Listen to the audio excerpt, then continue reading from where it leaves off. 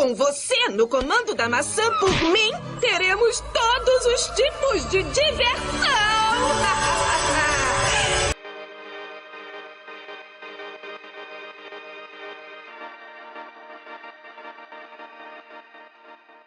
Tu já ouviu falar naquele paradoxo do navio de Teseu? É uma ideia que nesses debates sobre ateísmo, se Deus existe, se a mente existe, se o espírito existe, esse exemplo ele sempre surge, que é aquele lance de, assim, imagina que você tem um navio, e aí você sempre tá velejando com ele, e aí de tempos em tempos ele precisa de uma reposição de peças. Aí você vai mudando cada vez uma peça, cada hora uma pecinha diferente, e aí com o tempo você muda todas as peças desse navio, todas as partes dele. E aí no fim, quando todas as peças foram alteradas, você pode dizer que esse navio é o mesmo navio que tinha no início, ou ele é outro navio? Esse exemplo, na verdade, ele diz respeito a algo muito próximo à teoria das formas de Platão, né? Uma ideia de essência, além do físico. Porque o navio, por mais que todas as peças dele sejam alteradas, o que faz com que ele seja o navio de Teseu não é exatamente a sua composição física, mas é a essência dele. É aquilo do espírito que a gente tratou no episódio anterior. E isso faz um paralelo com a ideia de que todas as células do seu corpo eventualmente vão sendo alteradas ao longo da sua vida, mas você continua o mesmo.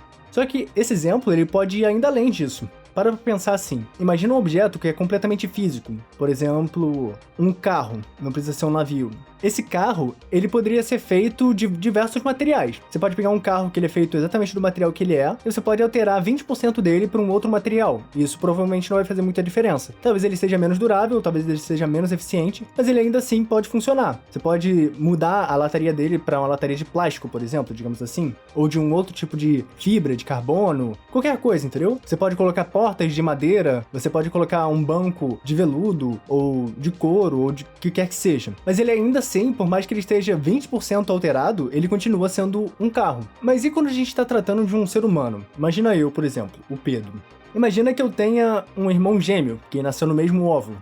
E o espermatozoide, né, que gerou esse meu irmão gêmeo, ele é ligeiramente modificado geneticamente, dentro, assim, artificialmente mesmo, em laboratório. E aí, bom, imagina isso em relação ao carro, que é o exemplo que eu acabei de dar. Imagina que esse espermatozoide, ele foi 20% modificado. O corpo desse meu irmão gêmeo, ele pode estar 20% alterado, ele pode ter 20% de alterações.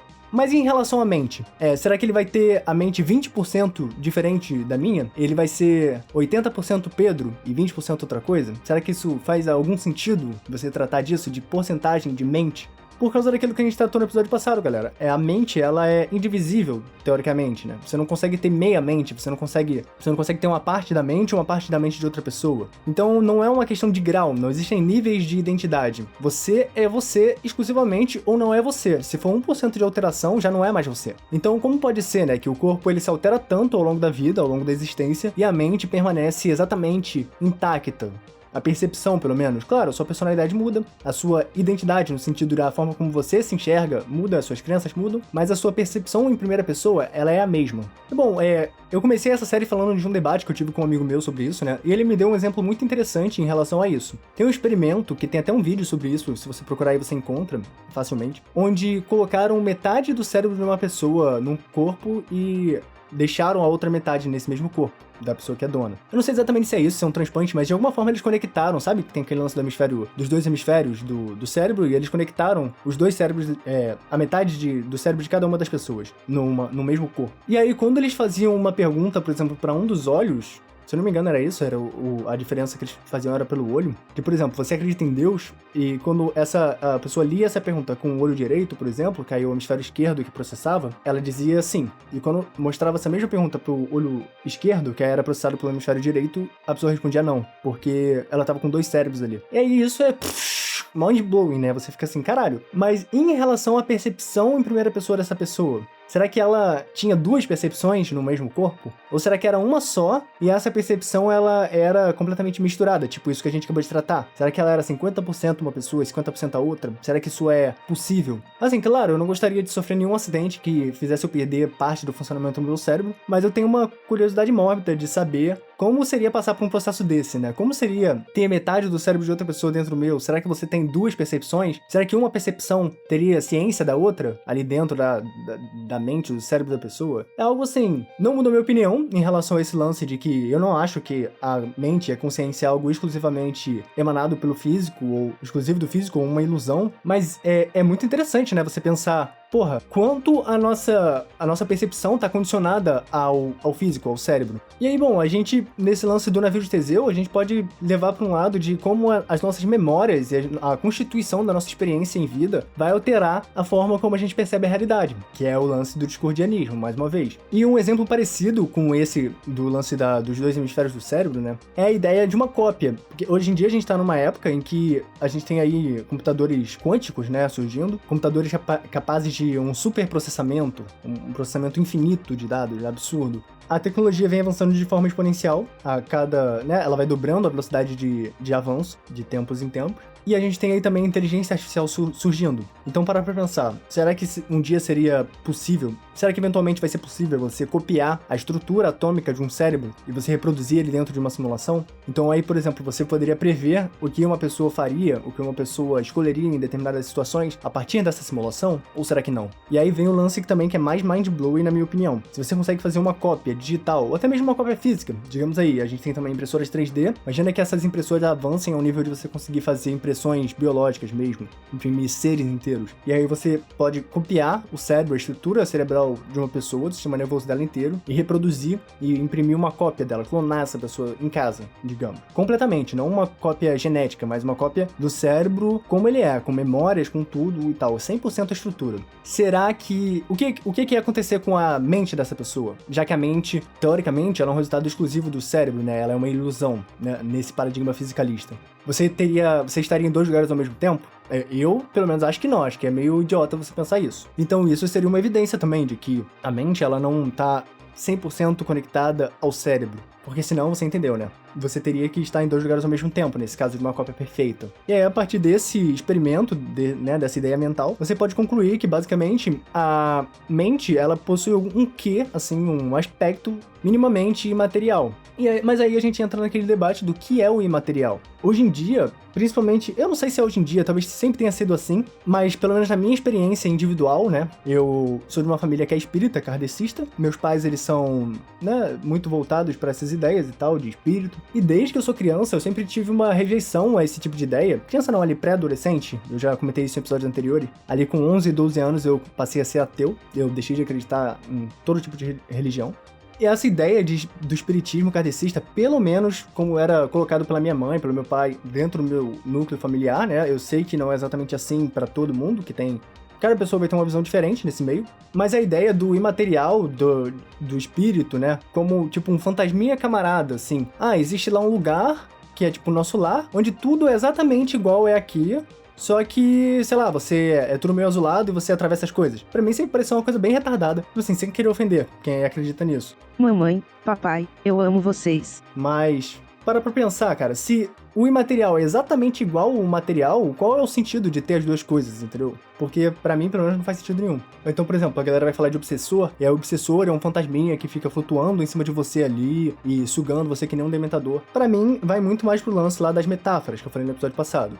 Por exemplo, o que é um obsessor? O obsessor é um pensamento obsessivo, que ele fica retornando ali. Ele é imaterial, claro, porque ele não existe fisicamente. Ele fica retornando ali, por exemplo, aquele lance de, você passa na beira do precipício, aí você fica vendo na tua mente. Imagina se você se jogasse, imagina se você chegasse ali na frente e pulasse. Então tu pega uma faca, aí você fica pensando, imagina se eu enfiasse essa faca na minha garganta. Isso, pra mim, é um obsessor, entendeu? É um pensamento obsessivo, negativo, que fica ali recorrente, seja por motivos espirituais ou psicológicos. E aí também tem muito daquele debate do que é o espiritual, né? O espiritual é necessariamente algo metafísico, é exatamente algo esotérico ou não?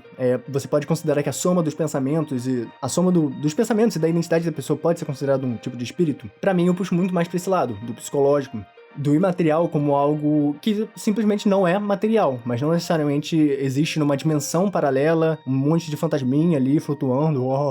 Acho isso meio bobeira, é uma visão meio reducionista. Eu gosto de puxar esse debate muito mais para um lado da ideia das formas de Platão, por mais que, novamente, tudo isso que a gente está tratando aqui nessa série, né, materialismo, dualismo, a teoria das formas de Platão, são todas coisas que foram superadas ao longo da filosofia, são ideias do passado, mas que, claro, acho que assim, a gente Por mais que essas ideias sejam do passado, a gente acaba negligenciando essas ideias, talvez. Eu acho muito engraçado, assim... Não, engraçado não, acho muito triste, na verdade, como as pessoas, elas não conhecem essas ideias que são tão fundamentais para a forma como a gente pensa e vê o mundo hoje em dia, entendeu? Eu vejo muita galera do ocultismo, da magia, que não conhece as ideias de Platão, por exemplo, sendo que, porra, Platão tava ali, é a base essencial. Você pega, por exemplo, o hermetismo, a Telema, magia do caos, todas essas ideias, e tá tudo ali chupado da base ali, é Platão, entendeu? Não tem como você ignorar. Ou então, por exemplo, Descartes também. A forma, por exemplo, de pensamento que a gente tem na atualidade, na minha opinião, é muito fundamentada em Kant. E você para e pergunta pras pessoas quem é Kant, as pessoas não sabem quem foi Kant. Não sabe quais eram as ideias dele. Eu nunca li Kant pra caralho, né? Eu só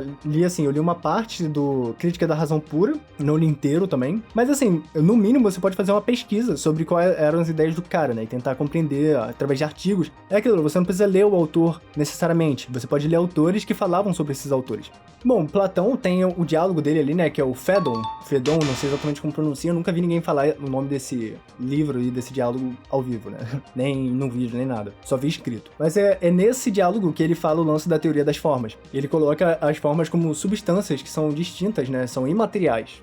E os objetos que a gente vê no mundo real, eles são só sombras, eles são manifestações dessas ideias mentais. Mentais não, né? Dessas formas imateriais, que ela também não é mental, pra Platão, pelo menos. Porque elas não existem na mente individual de cada ser. Não é algo assim... As formas, elas não são o que você pensa de um objeto. A forma, ela realmente é imaterial, além da matéria mesmo. Além da mente também. E aí ele vai colocar que a matéria, né, ela participa da forma. É um lance, como eu falei, que Telema, por exemplo, é muito influenciado pelo neoplatonismo. Você aí que conhece Telema, pra quem nunca ouviu falar, pra quem não faz ideia do que seja Telema é aquele lance lá do Aleister Crowley, né, a religião, a filosofia do Aleister Crowley. E na Telema tem um livro da lei, que você provavelmente em algum momento da sua vida ouviu a frase amor é a lei, amor sob vontade, 93/93, blá blá blá, todo esse lance. Todo homem, toda mulher é uma estrela, os escravos servirão, todas essas frases, isso é tudo no livro da lei. E no livro da lei também ele tem uma passagem que é uma das mais interessantes, na minha opinião, nesse lance da metafísica, do lance da mente, que ele coloca que é até assim, claro, a galera aí da quinta série vai dar risada agora, mas ele coloca que o Kebs está no cu e não o cu no Kebs, né? O que isso significa? Cu, gente, é K-H-U, tá ligado? E Kebs é K-H-A-B-S. E o que é isso? Cu e Kebs? O Kebs é tipo a estrela, é a alma, é a luz íntima de cada indivíduo, é a essência. Que lança de cada homem, cada mulher é uma estrela. O Kebs é a estrela. E o Ku é a vestimenta, é a forma física, não a forma no sentido de Platão, mas é a casca, entendeu? Tem o lance também na cabala da Clifa, que é muito associado a coisas negativas e tal, mas a Clifa, na verdade, significa casca. É algo externo, uma aparência. E na Telema, o Aleister Crowley, quer dizer, ele diz, assim, a Telema acredita, né, que o livro da lei não foi escrito pelo Aleister Crowley, foi meio que psicografado, foi narrado pra ele, né, por Hadith, no It e tal. Mas, teoricamente, foi o Crowley que escreveu, então...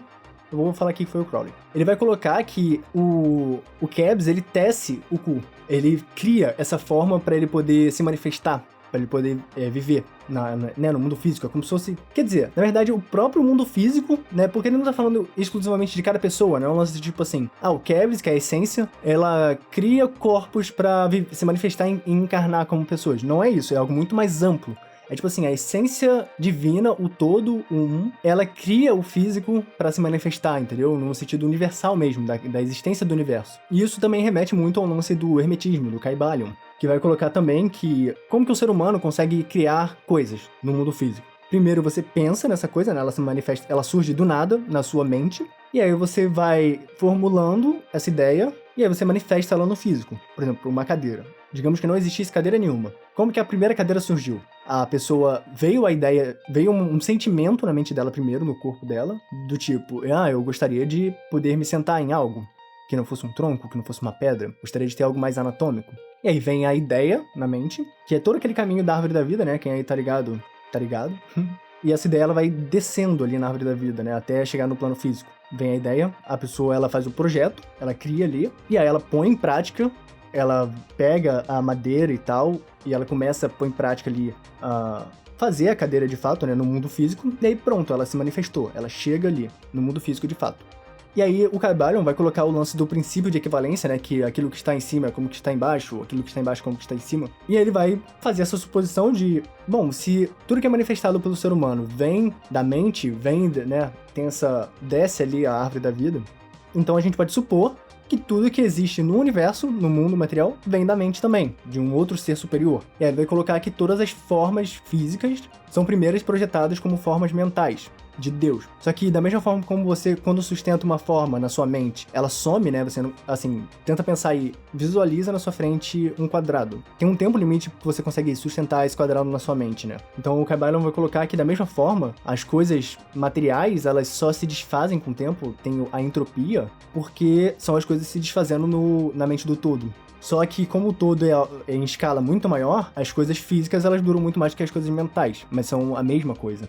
E aí isso puxa muito para um lado desse lance das formas que eu tava falando, de Platão. Todas essas ideias elas são muito relacionadas, né? Por mais que essa forma, tanto em Telema quanto a forma do Caibalion, pode parecer um lance que a gente tá falando só das formas físicas, só que quando você pega lá o lance, por exemplo, da Árvore da Vida, você consegue entender que as formas, elas primeiro são criadas num aspecto essencial, para depois se manifestar fisicamente. Então, basicamente, esse conceito de Platão, ele tá incluso também nessas ideias. Por mais que essas ideias vão além, e elas tentem tratar do físico também.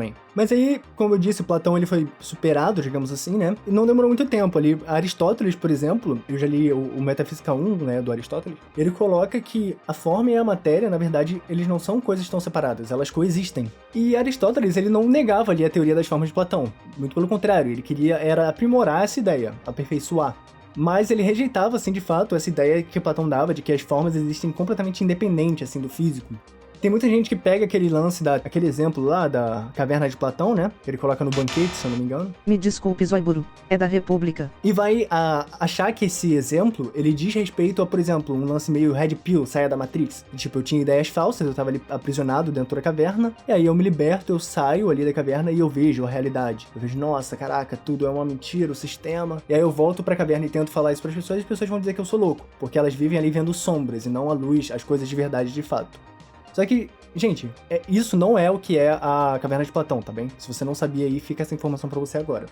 Isso é uma visão completamente errônea, assim, completamente simplista e sincrética, né? É sincrética que fala? É quando você pega uma parada e tira do contexto, sabe? Aí tá completamente fora do contexto essa explicação. Você pode até dar essa explicação como uma ressignificação desse lance da Caverna de Platão, mas não é isso que Platão queria dizer. É justamente esse lance de, tipo, você vive num mundo material. O que você vê são as sombras dessas formas essenciais. E você só consegue alcançar essas formas, chegar perto de ver essas formas de verdade através da mente. Então você saindo ali da caverna e indo ver o mundo de verdade, aí você se cega pela luz e tal, e você não consegue ver de verdade porque você passou a vida inteira na escuridão, mas aí seus olhos se acostumam. E aí depois quando você volta, ninguém acredita em você, ninguém te entende. Ele tá falando disso, do lance de como as formas, elas são inalcançáveis, elas são essenciais. E o mundo físico, ele é uma ilusão, eles são só sombras, entendeu?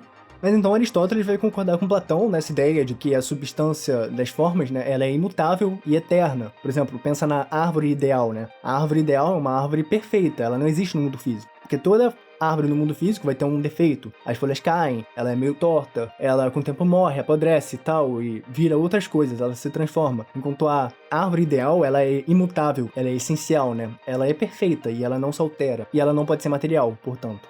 Aristóteles vai colocar que a matéria, ela é muito aquele lance lá da Telema, do Cu e do Kebs. A Telema... Eita porra. A forma, ela usa a matéria para se manifestar e se alterar. É tipo um substrato estável. E não só a matéria, ela pode mudar, como ela vai mudar, ela tende à mudança. Se você tiver uma linha do tempo longa o suficiente, ela vai necessariamente se transformar em outra coisa. E aí tem aquele lance lá que o Heráclito colocava, né? Que a guerra é a mãe e rainha de todas as coisas.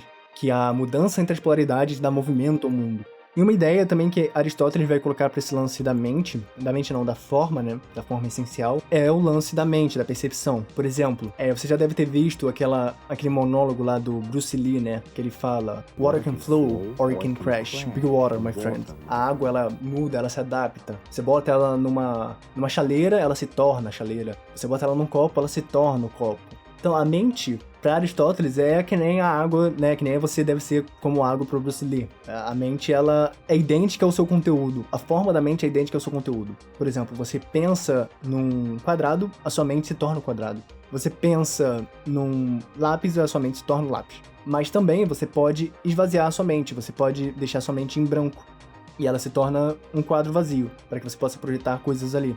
Então, o que isso tem a ver com o lance das formas de Platão, né? O lance da mente. É porque quando você acessa as formas, digamos assim, através da mente, essas formas, elas são como um complemento imaterial para essa mente sem forma. Porque, por exemplo, o fogo, a forma, né, do fogo, o fogo essencial, ele não é quente. E quando você pensa no fogo, o fogo também na sua mente não produz calor. Tipo isso, entendeu? Não sei se ficou tão claro assim. E é por isso que eu quis trazer esse lance de Platão e esse lance do navio de Teseu e todas essas ideias aqui para complementar esse lance de onde vive a mente. Porque, para pra pensar, claro, como eu disse, essa ideia das formas como algo essencial, algo que existe anterior ao universo físico, talvez, ou além do universo físico, é algo que foi um pouco esquecido, deixado de lado ao longo da filosofia, né? É algo meio uma viagem, assim, uma piração, uma coisa que você não consegue provar filosoficamente ou logicamente, mas é algo que tem que pegar todo esse lance do fisicalismo, que é tipo a impossibilidade de você ver como que a mente e a matéria se relacionam. Todo o lance que Kant coloca, de que tem lá, na verdade, que o dualismo coloca, né? De que a mente e o corpo, eles não podem ser a mesma coisa, mas é impossível você saber como que eles interagem. E aí Kant vai colocar que, na verdade, a mente consegue sim alterar o físico também. Não é só o físico que altera a mente. Aí você vai complementando todas essas ideias. E se você pegar com esse lance do navio de Teseu, esse exemplo da mente copiada no computador que eu coloquei, e esse lance das formas de Platão, eu acredito, pelo menos, se você pegar essa sopa, né, de ideais, essa vitamina aí de filosofia, você consegue ter uma ideia melhor pra você tirar a sua opinião de o que você acha. Você acha que com todos esses conceitos, você continua acreditando que a sua mente é uma projeção, uma ilusão criada pelo seu corpo? Ou será que não é pelo menos razoável, não estou dizendo que é, mas não é razoável você pensar que talvez a sua mente tenha um quê de imaterialidade, que ela não esteja necessariamente atrelada ao seu corpo 100%?